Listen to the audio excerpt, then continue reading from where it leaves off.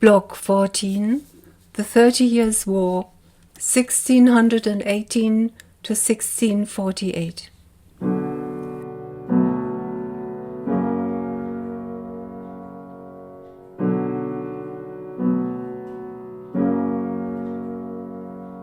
Socio-political background.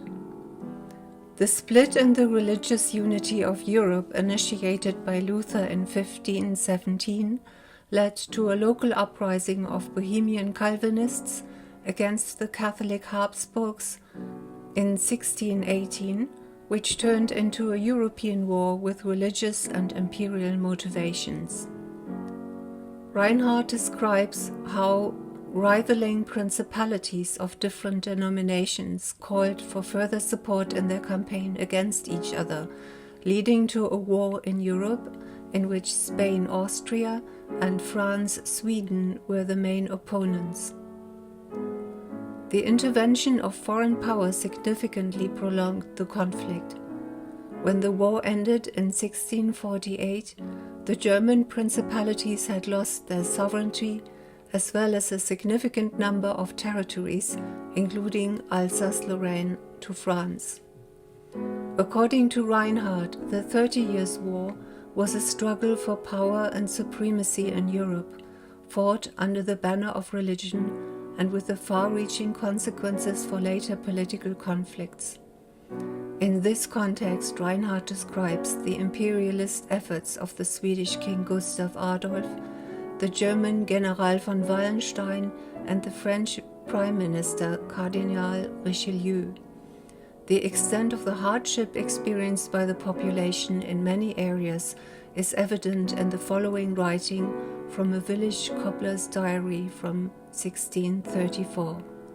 Quote, Duke Bernhard's troops broke into our land and plundered us completely of horses, cattle, bread, flour, salt, lard, cloth, linen, clothes, and everything we possessed. They maltreated the people, shooting, stabbing, and beating a number of people to death. While we were holding out at the church, they set alight the village and burned down 5 stables. Because the troops were in pursuit of their enemies, they laid waste to everything, plundering the little town of Gingen and burned it down. The town of Gislingen in Ulm territory weakly tried to defend itself. It was overrun and several hundred people were massacred. The pastor had his head cut off and the place was devastated. Everyone had to flee to the city once more, and we stayed the whole winter there. It was real hardship, famine and death. We were crowded together and lived in great want. Hunger and price increase came at the same time, and after that the evil disease, the plague. Many hundred people died of it in this year alone and in the next.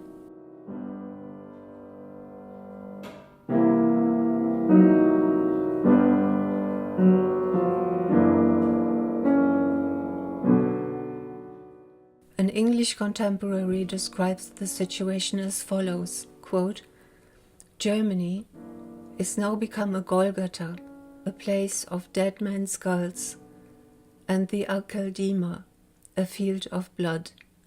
Some nations are chastised with the sword, others with famine, others with the man-destroying plague. But poor Germany hath been sorely whipped with all 3 iron whips at the same time, and that for over 20 years.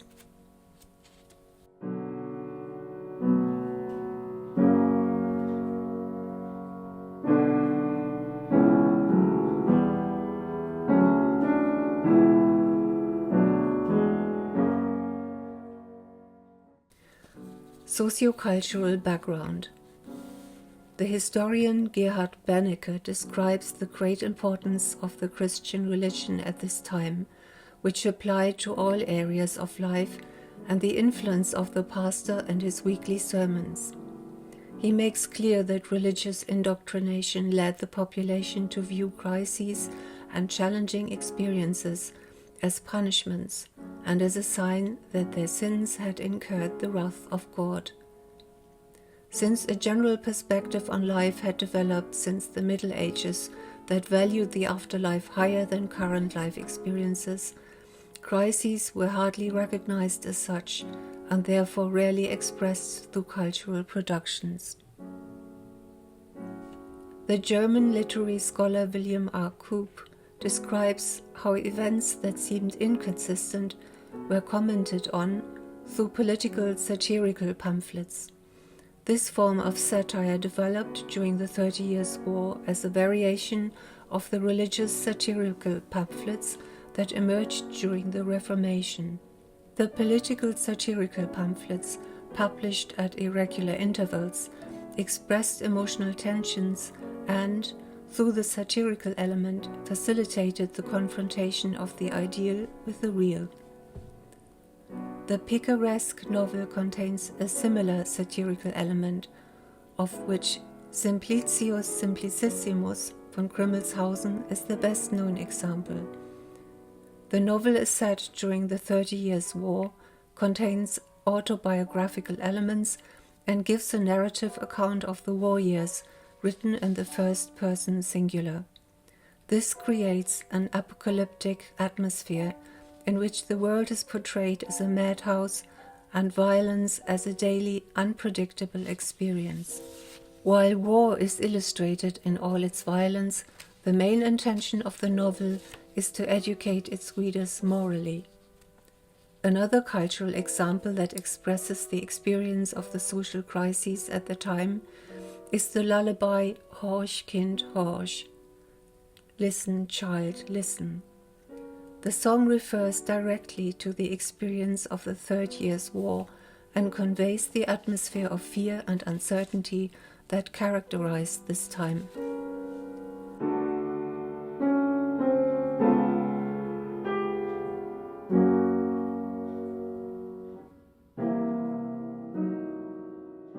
The cultural sample, the lullaby Horch Kind Horch, wie der Sturmwind weht.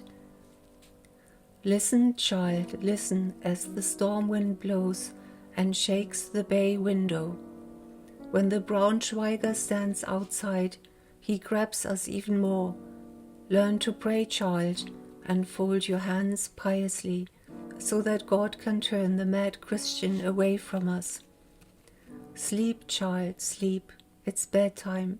It's also time to die. If you are big, the drum will recruit you far and wide. Run after her, my child. Listen to your mother's advice. If you fall in battle, no soldier will choke you. Soldier, don't hurt me and leave me my life. Duke Christian leads us to a fight and can give us no quarter.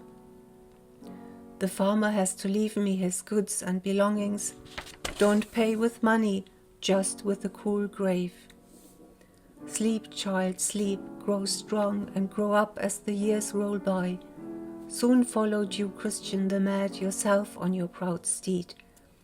How frightened the priest is, and throw himself on his knees. No pardon for the farmer, but never for the priest. Quiet, child, quiet. When Mr. Christian comes, he teaches you to be silent. Be quiet until you feel like getting on your horse. Be quiet, and your father will soon bring you bread. If the wind doesn't taste like smoke, and the sky doesn't taste red.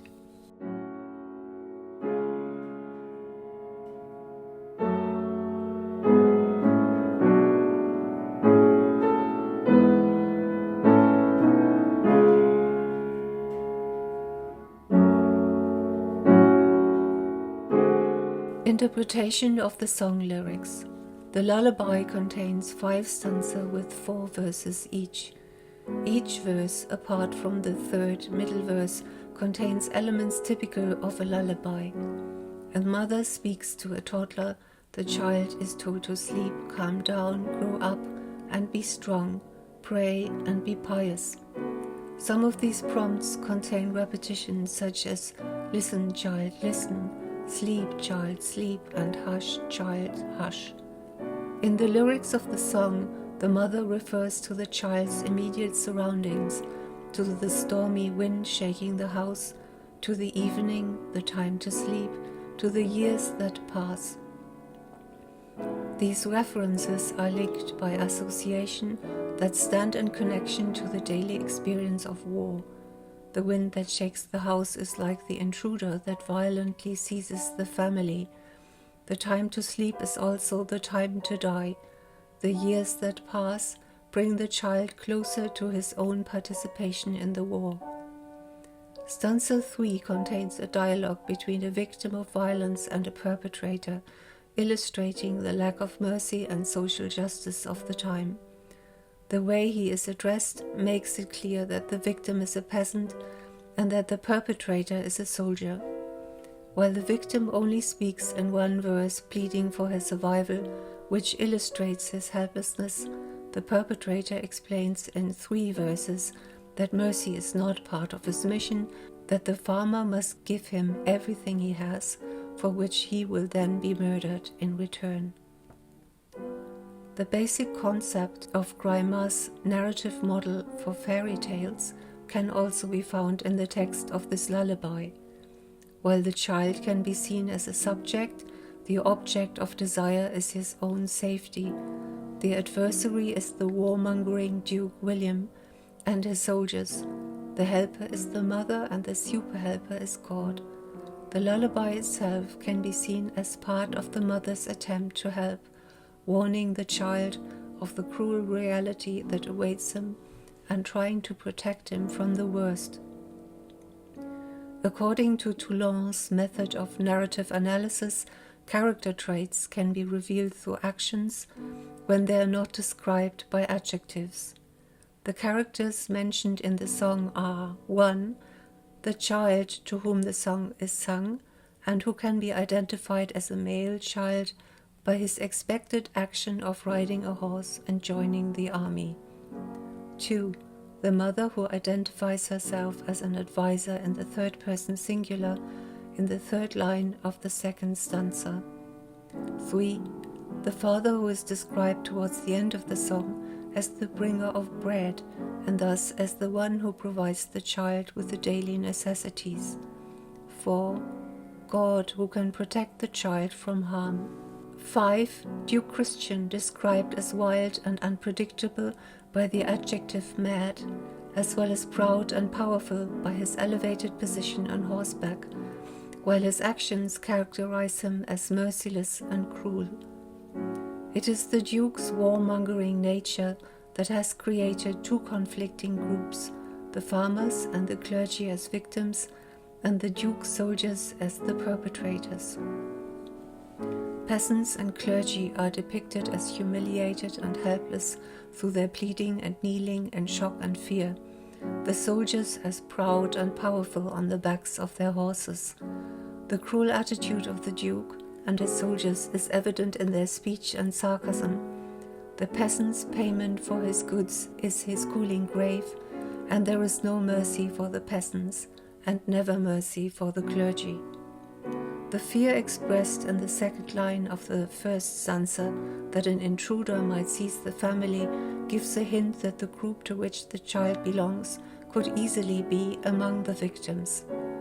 Where only victims and perpetrators exist, the choice is between death as a soldier in battle or being murdered by a soldier at home. The mother's advice to the child is to join the army. While it becomes clear that security as the object of desire cannot be achieved, the humiliation of being robbed and murdered at home is seen as worse than death in battle.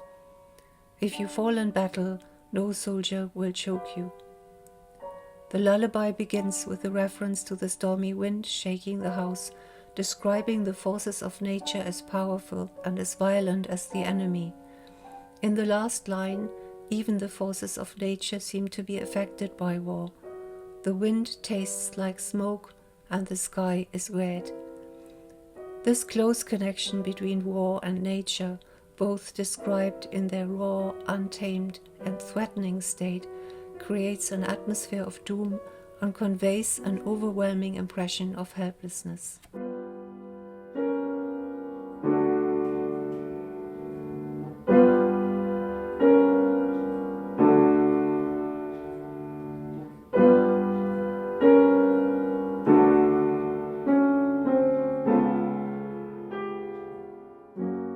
Conclusion. The lullaby Horch Kind Horch, Listen Child, Listen, is one of the few cultural productions that express the experiences of the 30 Years' War. However, it must be pointed out that these experiences were not shared equally by all German-speaking principalities, and that the song refers specifically to the experience of the people in the Lower Saxony district.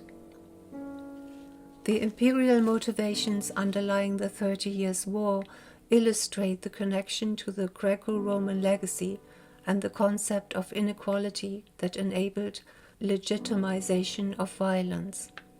The extent of the hardship that the population of the affected principalities had to endure can be seen in the portrayals of their contemporaries and in the extent of the fatalism of the cultural productions that refer to the war experience. Due to religious indoctrination that attributed responsibility for every hardship to the individual's sin, and a perspective that focused on the afterlife rather than the present, the number of cultural productions that depicted the experiences of war and acknowledged the violence encountered was significantly reduced. The few productions that attempted to address these experiences had their own limitations and were restricted in their reception. Political satire only referred to experiences of incongruence.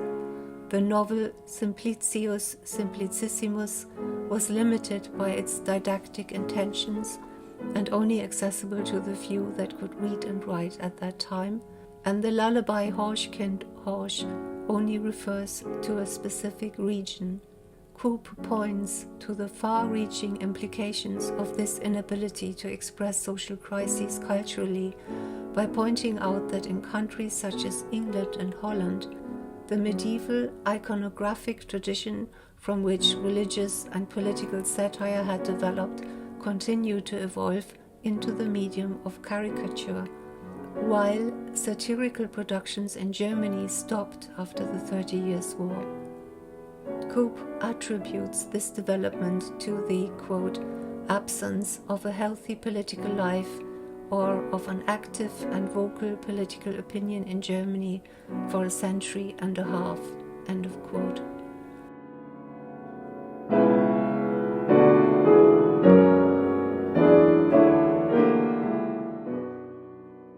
This absence can be understood as a collective response to the experience of the 30 Years' War, which bears similarities to the dissociative response to traumatic experiences at the level of individual psychology. In a social context, Sheff observes two possible responses to unacknowledged experiences of loss, anger, and shame. 1. Withdrawal and silence, and 2. Anger, aggression, and violence. Since the religious perspective of the time encouraged focus on the afterlife and thus withdrawal from current reality, the choice of a collective response of silence and dissociation is easily explained.